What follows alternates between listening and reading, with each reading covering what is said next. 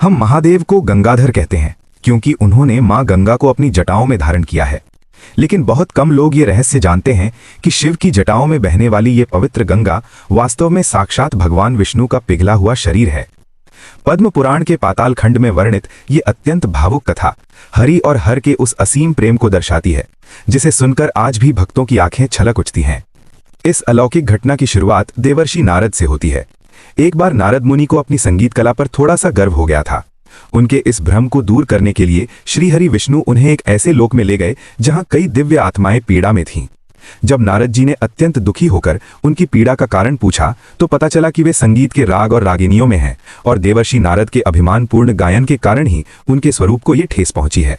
अपनी भूल का आभास होते ही नारद जी रोते हुए श्रीहरि के चरणों में गिर पड़े और क्षमा मांगते हुए पूछा कि हे प्रभु, इन्हें इस पीड़ा से अब कौन मुक्त कर सकता है। तब भगवान विष्णु ने अत्यंत कोमलता से मुस्कुराते हुए कहा, इस पूरे ब्रह्मांड में केवल एक ही है जिनका संगीत इन्हें नवजीवन दे सकता है, हमारे महादेव। ये सुनकर श्रीहरि स्वयं देवर्षि नारद को लेकर कैलाश पहुंचे और शिवजी से संगीत के माध्यम से इनका उद्धार करने का आग्रह किया। महादेव मान गए, लेकिन उन्होंने एक शर्त रखी। शिव ने कहा, मेरा संगीत सुनने के लिए मुझे एक ऐसा श्रोता चाहिए जिसका हृदय परम शुद्ध हो और जो मेरे स्वरों की गहराई को संभाल सके। और इस ब्रह्मांड में भगवान विष्णु से श्रेष्ठ श्रोता भला कौन हो सकता था। जैसे ही श्रीहरि विष्णु ध्यान में बैठे, महादेव ने अपनी आंखें बंद की और अपने कंठ से एक ऐसा अलौकिक और मधुर स्वर निकाला जिसने पूरे ब्रह्मांड को एक गहरी शांति में डुबो दिया।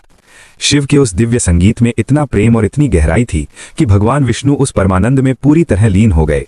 संगीत के उस चरम सुख में भगवान विष्णु का शरीर प्रेम भाव से द्रवित होने लगा।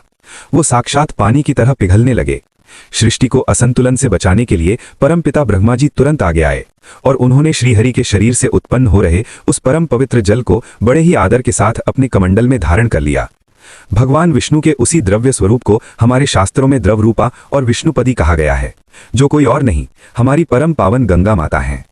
यही कारण है कि जब सदियों बाद माता गंगा धरती पर आईं तो उनके वेग को संभालने के लिए स्वयं महादेव ने अपनी जटाएं खोलीं।